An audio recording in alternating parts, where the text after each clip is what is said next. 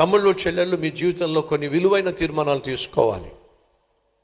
నువ్వు ప్రశాంతంగా జీవించాలి, పరిశుద్ధంగా జీవించాలి, నీ భవిష్యత్తు బాగుండాలి, బాగా చదువుకోవాలి, నీ జీవితం స్థిరపడాలి, ఉన్నత విద్యను అభ్యసించాలి, ఉన్నత శిఖరాలు అధిరోహించాలి అనే ఆలోచన, ఆశ ఏ తమ్ముడికైనా ఏ చెల్లికైనా ఉన్నట్లయితే ఒక అన్నయ్యగా నా సలహా ఏంటో తెలుసా?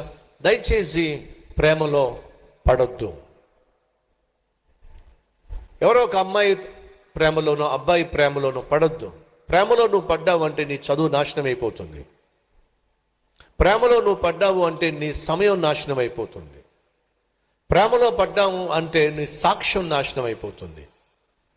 ప్రేమలో పడిన అబ్బాయిలు అమ్మాయిలు చూడండి, కాలేజీకి వెళ్తారా? వెళ్ళరు. వాళ్ళు ఎంతసేపు చట్టా పట్టాలు వేసుకొని ఐస్ క్రీములు తింటూనో, లేకపోతే సినిమా హాలు తిరుగుతూనో, పార్కుల్లోనో, లేకపోతే పొదల చాటుకో వెళ్ళి పాపిష్టి పనులు చేస్తూ ఉంటారు. చదువుకునే సమయం ఎక్కడుందో చెప్పండి. వీళ్ళకి తిరగడమే సరిపోతుంది. బాగా చదువుకోవాల్సినటువంటి వయసులో, అమ్మ నాన్నకు గర్వకారణంగా జీవించాల్సిన వయసులో ఎవరినో ఒకరిని కూడా వేసుకుని వాడు కూడా పడి బైకుల మీద తిరుగుతున్నాం, షికార్లు కొడుతున్నాం.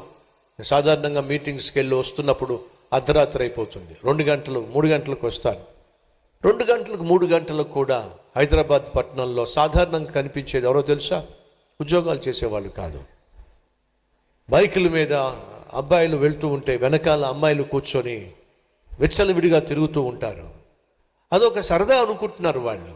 లేదండి, యవ్వన ప్రాయాన్ని భద్రం చేసుకోకపోతే ఛిద్రమైపోతుందనే విషయం మర్చిపోతున్నారు. తమ్ముళ్ళు చెల్లెళ్ళు, అమ్మ నాన్న నీ పట్ల ఒక కలలు కంటున్నారు.